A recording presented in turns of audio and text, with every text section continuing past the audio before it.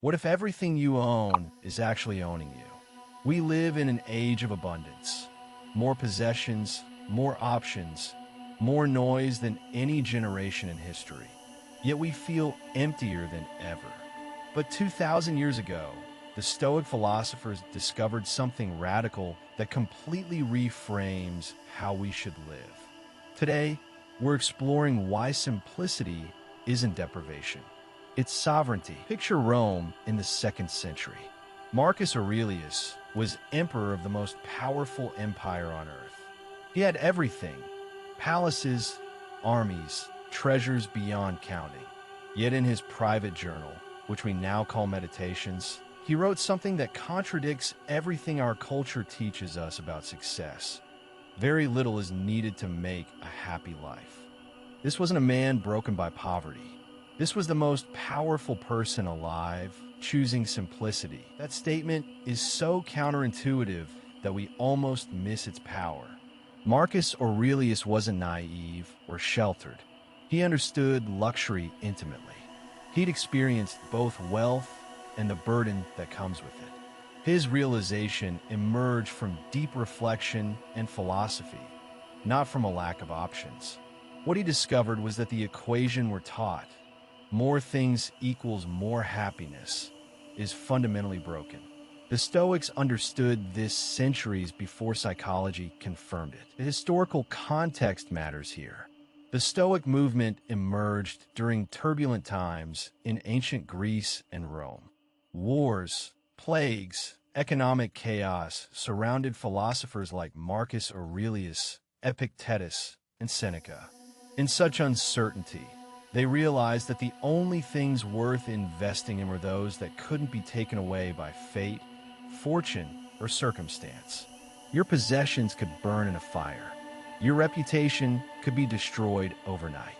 But your character, your principles, your choices, those are genuinely yours. This is where their wisdom becomes revolutionary. The Stoics weren't anti-wealth moralists lecturing from poverty.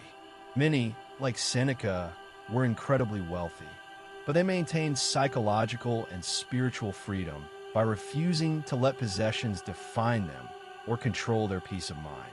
They asked a question we rarely ask: what am I using this for? Does it serve my character, or does it distract from it? This distinction changes everything about how you should think about what you own. Epictetus was born a slave in Rome. His master once deliberately twisted his leg to test his philosophy. Rather than cry out in pain, Epictetus said calmly, "If you twist it, I will break." When it broke, he simply said, "I told you so." This man who owned literally nothing taught a principle that demolishes modern consumer culture. Wealth consists not in having great possessions, but in having few wants. He understood something essential about the human condition. Think about this carefully. Epictetus wasn't saying poverty is noble or that you should punish yourself with deprivation. He was identifying a mathematical truth about well-being. If happiness equals what you have divided by what you want, then you have two ways to increase it. You can endlessly chase more possessions, which is exhausting and never-ending. Or you can reduce your wants, which is under your complete control right now. The path of fewer wants is actually the rational path. Let me give you a modern example that illustrates this perfectly. Consider two people earning the same salary. Person A buys a luxury car, designer clothes, frequent restaurants, and constantly upgrades their phone and gadgets. They're trapped on a hedonic treadmill, always chasing the next purchase to feel satisfied. Person B buys a reliable used car, wears functional clothes, cooks at home, and keeps their phone until it stops working. Person B has significantly more money at the end of each month, less financial stress, and paradoxically more freedom. Person B is wealthier in the only way that matters. The Stoics understood that every want creates a vulnerability. You want expensive status symbols, and now you're anxious about keeping them, about what others think about losing them. You want the perfect Instagram-worthy home, and now your peace depends on maintaining appearances. You want the latest technology, and now you're perpetually behind and dissatisfied. But if your wants are few and aligned with your actual needs and values, nothing and no one can threaten your well-being.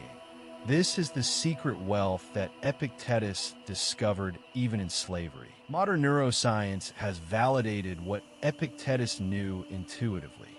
Psychologists call it the adaptation effect. We quickly adapt to new possessions and return to our baseline happiness level. That amazing new purchase that felt transformative, within weeks, it's just part of the scenery. But the reduction of wants, the decision to need less, that creates a sustainable increase in well-being because it's not about external things. It's about your relationship with desire itself. Now we arrive at the actionable wisdom. Epictetus taught a principle that sounds harsh until you understand it. If you want to improve, be content to be thought foolish and stupid. What he meant is this. The path of simplicity requires you to go against the cultural grain. You'll make choices that others won't understand. Your coworkers won't understand why you're not trying to climb higher. Your family might not understand your minimalist choices.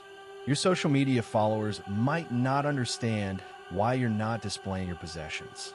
You must be willing to seem foolish by conventional standards. But here's the profound part.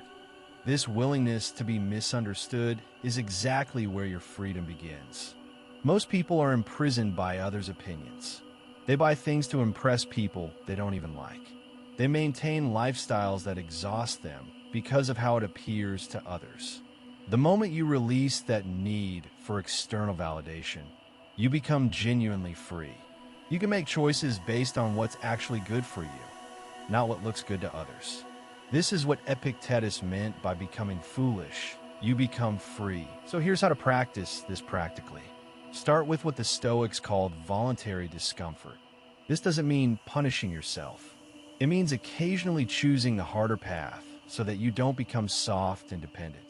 For 1 week, eat simple meals instead of restaurant food. Not because restaurants are evil, but to remember that you don't actually need them. Wear your oldest clothes for a day. Take the stairs instead of the elevator. Take a cold shower. Take a walk without your phone. These small practices rewire your brain and your sense of what you actually need. This isn't about self-punishment or proving how tough you are. It's about building anti-fragility.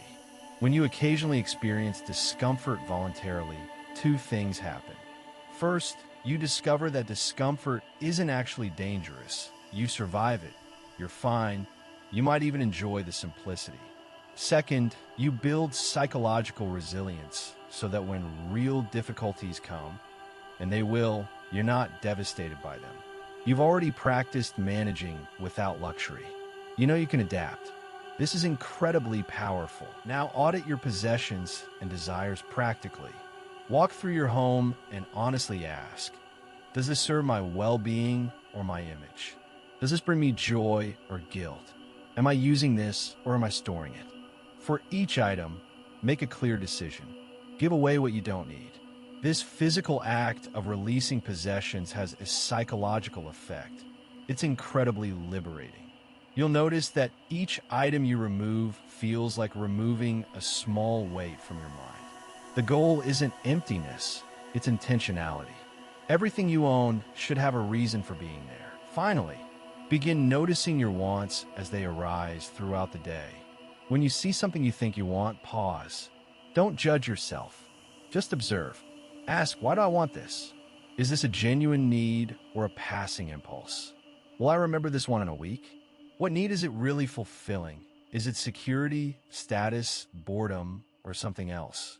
This practice of mindful observation of your desires is incredibly revealing. You'll start to see patterns.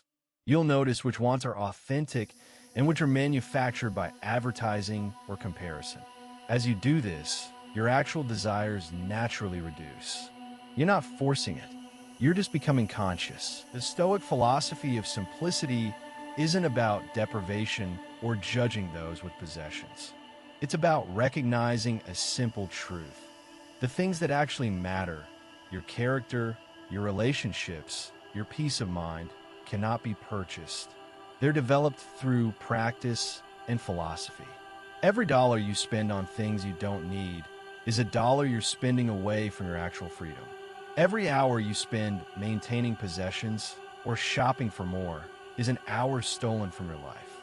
Simplicity isn't a restriction, it's a liberation. If this resonated with you, if you felt even a small spark of recognition that maybe the path of endless consumption isn't actually the path to happiness, then subscribe for weekly Stoic wisdom that you can actually apply. We'll explore more principles that the ancient philosophers discovered that are more relevant today than ever. Share this video with someone who might need to hear that they don't need more. They need less.